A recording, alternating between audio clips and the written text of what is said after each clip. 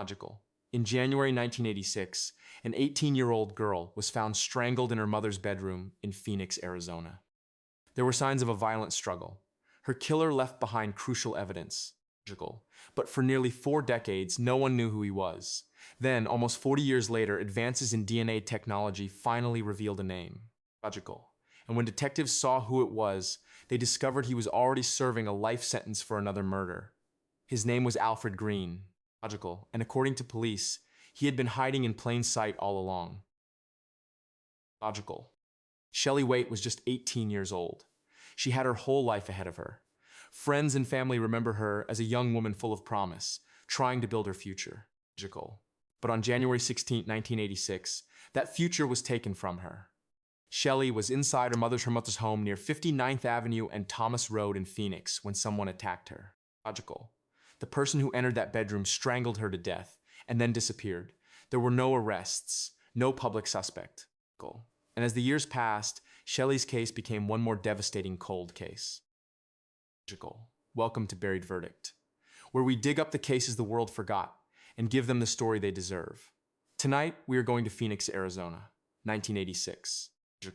And we are going to meet an 18-year-old girl whose killer thought he had gotten away forever. He was wrong. Logical. But investigators never stopped preserving the evidence. Decades later, Phoenix detectives sent items from the crime scene for advanced forensic testing. Technology that didn't exist in 1986. The results pointed to one man, Alfred Green. He wasn't a stranger. According to investigators, Green was a friend of Shelly's boyfriend. Logical.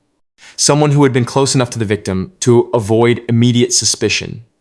And by the time detectives identified him, Green was 70 years old and already in prison for a completely different murder. Logical. For Shelly Waite's family, the breakthrough came 39 years too late. But the biggest question remained. Why did it take nearly 4 decades to uncover the truth?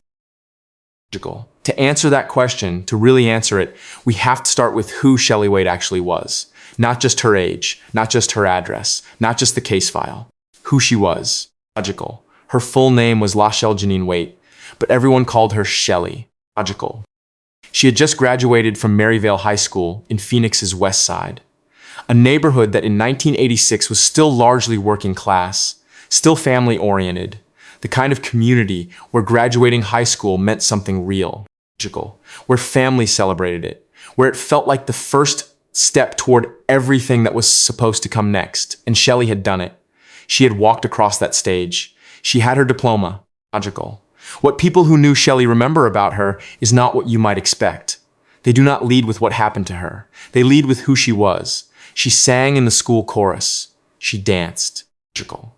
And in her spare time, when most teenagers are thinking about themselves and their social lives and what they are going to do on the weekend, Shelly Waite was tutoring other students. Logical. She was giving her time to help other people learn. At 18 years old. Logical. Cold case detective Dominic Rostenberg, who would spend years working this case and getting close to the Waite family, described Shelly in words that have stayed with me since I first read them. Logical. He said, "I've gotten close with Lachelle's family over the years, and I've learned what an amazing person Shelly was. She was beautiful inside and out. Logical. She was caring, kind, and had an amazing future ahead of her. Beautiful inside and out, caring, kind. An amazing future ahead of her. Those are not words chosen carelessly." Logical. Detective Rostenberg spent years talking to the people who loved Shelly. He learned who she was from the people who knew her best. And those are the words he chose. Logical. She had an older sister named Annette. She had a mother. She had a boyfriend. Logical. She had a social circle, the natural orbit of friends and connections that forms around a young person just finishing high school, just beginning to figure out what adult life looks like. Logical. In January 1986, Shelly was at the very beginning of that figuring out. Graduation was recent. The future was wide open. Logical. Whatever was going to come next, college, work, relationships, the slow accumulation of a life was still ahead of her. She had done everything right. She had graduated. Logical.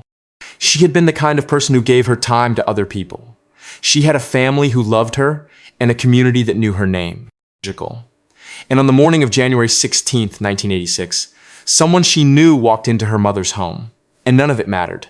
Phoenix in January 1986. Logical. The city was growing fast. It had been for years, spreading outward from its downtown core into the surrounding desert, building suburbs and strip malls in the particular sprawl of a Sun-Belt city in the 1980s. Logical. Maryvale, on the west side, was one of those communities in the middle of that growth. Residential streets, modest homes, families who had put down roots and were building their lives. Logical. The kind of neighborhood where people knew each other, where a face you recognized didn't raise alarm, where opening the door to someone familiar felt like exactly the right thing to do. Logical. That familiarity, that reasonable earned trust, is what Alfred Green used. Logical. January 16, 1986. Annette Waite came home. She found her sister in their mother's bedroom. Not the living room, not the kitchen, not her own room, their mother's bedroom. Shelly was dead. Logical. She had been strangled. There were signs of a violent struggle throughout the room. Evidence that Shelly had fought. Evidence that she had not simply been overpowered without resistance. Logical. She had fought for her life inside that bedroom, and she had lost. When investigators arrived and began processing the scene, several things became immediately clear. Logical. First, there was no forced entry, no broken windows, no damaged locks, no signs that anyone had come through that house by force. Whoever entered that home on January 16, 1986, had not broken in. Logical. They had been let in, or they had found another way in that required no force at all. Logical. Which meant Shelly either knew them and opened the door herself, or they had access she did not think to question. Second, items were missing from the home. Jewelry had been taken. Logical. A gun had been taken. And prosecutors would later allege that Alfred Green sold both items immediately after the murder. Not the next day. Not when he needed money weeks later. Immediately. Logical. The speed of that tells you something about the kind of person who committed this crime. Third, evidence was collected. Physical evidence from the scene. Logical. Items that were bagged and labeled and entered into the property system. Items that in 1986 could not be fully processed with the technology available. But items that were kept, preserved, logical. Held in storage by investigators who understood, even without knowing exactly how, that the science was coming. Detectives had a strong investigative lead from early in the investigation. Logical. A name in their minds, someone in Shelly's orbit who fit the profile of what the evidence was suggesting. But a name is not an arrest, and in January 1986, what they had was not enough. Logical. Alfred Earl Green was not a stranger to Shelly Waite's world. He was a friend of her boyfriend. That is a specific and important kind of closeness. Not a close friend of the family. Logical. Not someone Shelly had known her whole life. But someone in the inner circle of her present life. Someone connected to the person she was closest to at that moment. Logical. Someone she would have seen regularly. Someone she would have recognized. Someone whose presence at her door would not have raised a single question. In 1986, Alfred Green was in his early 30s. Logical. Living in Phoenix. Moving through the community on the west side, he was not, by any outward appearance, a person anyone needed to be afraid of. He was just someone who was around. Logical. And that presence, that ordinary, unremarkable, familiar presence, is exactly what allowed him to do what he did on January 16, 1986, and walk away from it. Investigators had their lead. Logical. They suspected Green, but suspicion and evidence are two entirely different things. Logical. In 1986, without the forensic tools to connect the evidence from that bedroom directly to Alfred Green, detectives could not make an arrest. Logical. They could not take him into a courtroom and say, here is the proof. They had a strong feeling. They had a direction. They did not have what a prosecution requires. And so Alfred Green remained free. Logical. And 2 years later, he proved that what happened to Shelly Waite was not an isolated moment of violence. It was a pattern. Logical. 39 years. I want you to sit with that number for a moment before we move forward. Not as a statistic, not as a headline figure, as a lived experience. Logical. 39 years is Annette Waite waking up every single day knowing she was the one who found her sister in that bedroom. Logical.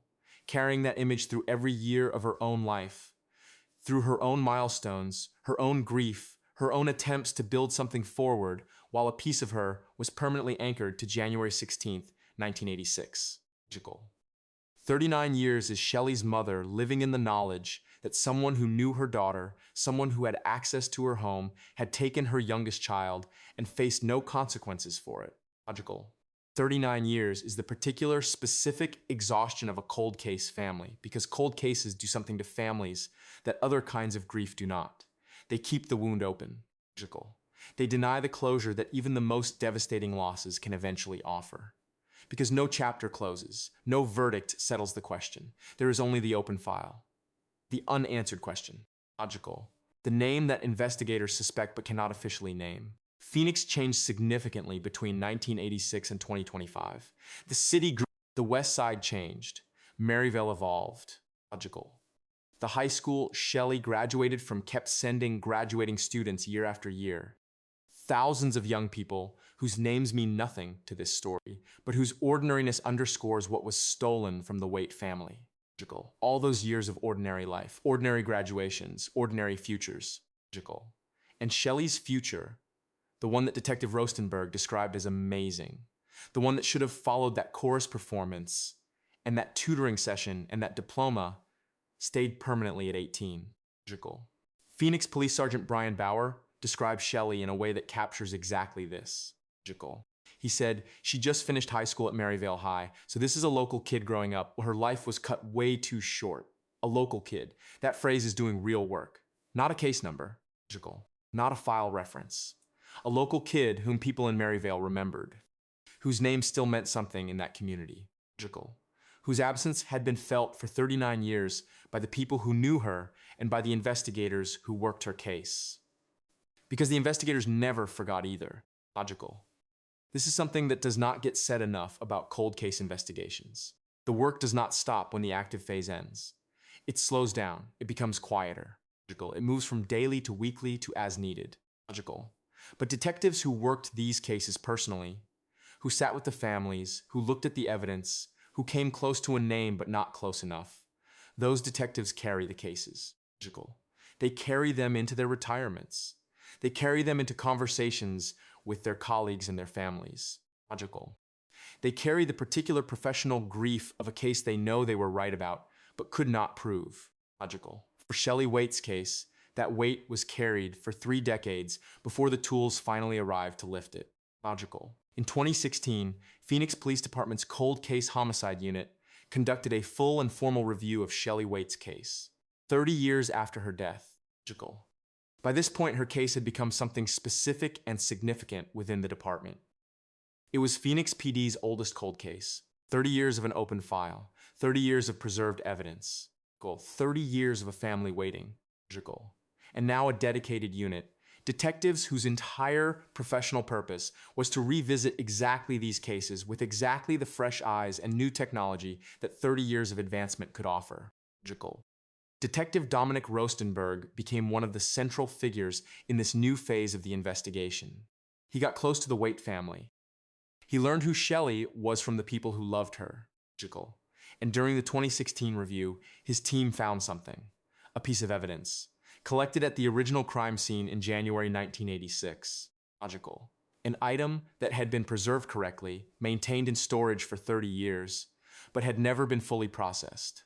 Not because investigators in 1986 were careless, but because the technology to process it did not exist in 1986. The evidence had been sitting in a property room, waiting. Detectives in 2016 identified it, documented it, and began working toward the moment when it could finally be submitted for the kind of testing that might change everything. That moment arrived in 2022. In 2022, the evidence collected from Shelly Waite's bedroom in January 1986 was submitted for advanced DNA testing. It had been in storage for 36 years. 36 years of budget changes, of building moves, of institutional turnover, of every practical reason that evidence gets lost or discarded or forgotten. But it had survived all of it. And in 2022, the science that had not existed when it was first collected was finally applied to it. The results came back with a DNA profile, a match, Alfred Green. The same man investigators had suspected in 1986. The same man who had been in Shelly's life through her boyfriend. The same man who had walked into that home on January 16, 1986, taken her life, taken her jewelry, taken her family's gun, and walked away into 39 years of freedom. The science finally confirmed what detectives had long believed. It was him, It had always been him. After not giving up on this case for nearly a decade, attempting to locate witnesses, identifying evidence, collecting and analyzing data across multiple years of renewed investigation, detectives had their answer. And then they looked up where Alfred Earl Green was. He was in prison, already serving life at the Arizona Department of Corrections for the 1998 murder of Yolanda Taylor. Already convicted. Already locked away. Already aged from the man in his early 30s who had stood in that Phoenix bedroom into a 70-year-old man in a prison cell. Completely unaware that the evidence from 1986 had finally been read, that the science had caught up, that Shelly Waite's case, Phoenix PD's oldest cold case, had just found its answer. On February 21st, 2025, Alfred Earl Green was formally arrested and charged with the first-degree premeditated murder of LaShelle Shelly Janine Waite. He was 70 years old. A criminal indictment had already been filed against him in Maricopa County Superior Court. The charges included not just the murder itself, but the allegation that after killing Shelly, Green stole jewelry and a gun from the home and sold both items immediately. Not later. Not in a moment of desperation weeks down the line, within hours of leaving that bedroom.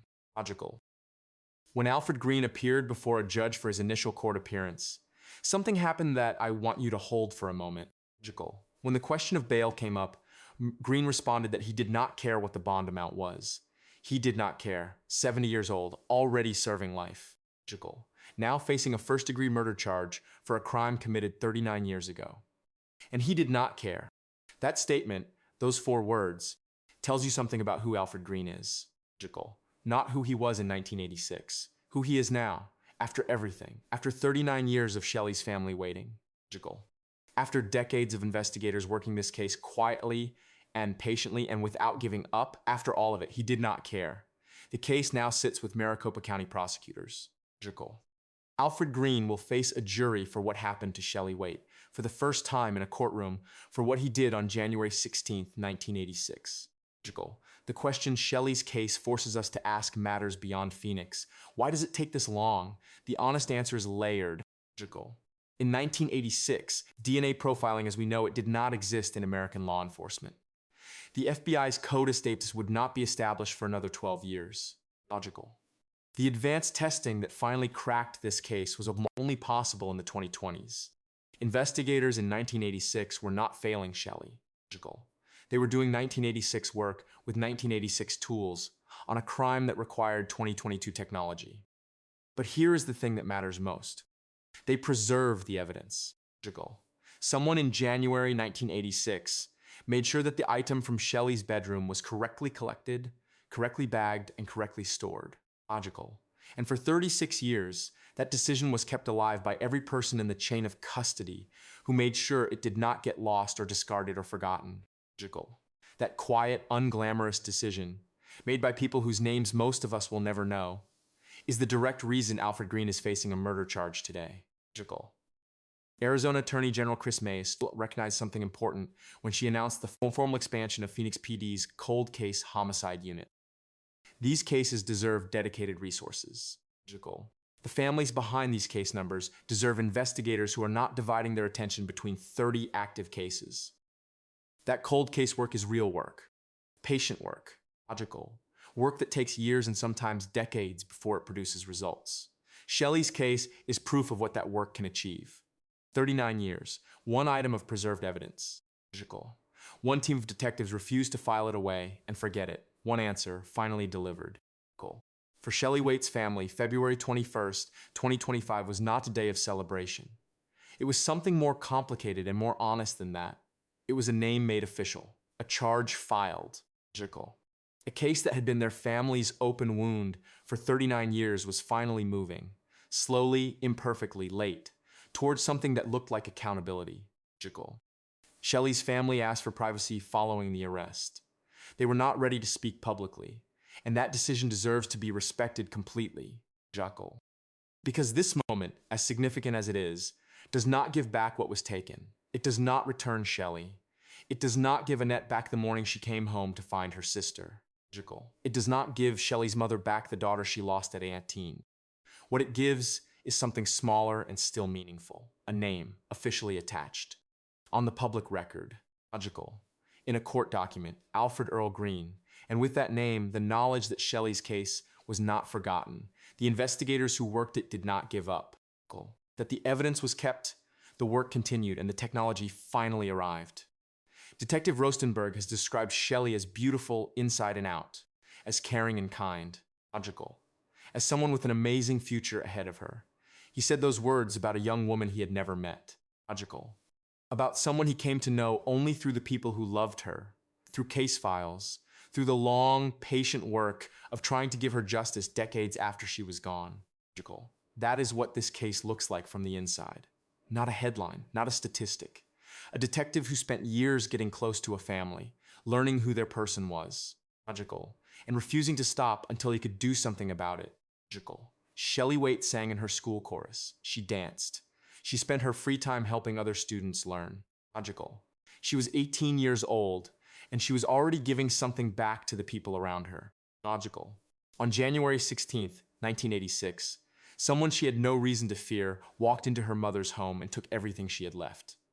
For 39 years, that person faced no official accountability, logical. He killed again 2 years later. He spent decades in prison for that immense murder, while Shelly's case stayed cold, logical. And then a piece of evidence that had been sitting in a Phoenix property room for 36 years was finally submitted for the testing that 1986 could not provide. And it said his name. Logical pause. 3 seconds. Alfred Green is 70 years old and facing a first-degree murder charge. Whatever a Maricopa County jury eventually decides, that is for the court to determine. Logical. What has already happened cannot be undone. Her name was spoken, on the record, in public, officially. Lachelle Shelly Janine Waite, 18 years old, Maryvale High School, Phoenix, Arizona. Logical. She deserved better in 1986. She deserved an answer sooner than 2025. But the evidence was kept, the work continued, and 39 years later, the answer finally came. Logical. If this story stayed with you, share it. Not for the numbers, for Shelly. Leave a candle in the comments for her. Logical. Subscribe to Buried Verdict, because there are more stories like this one still waiting to be told. I will see you in the next one.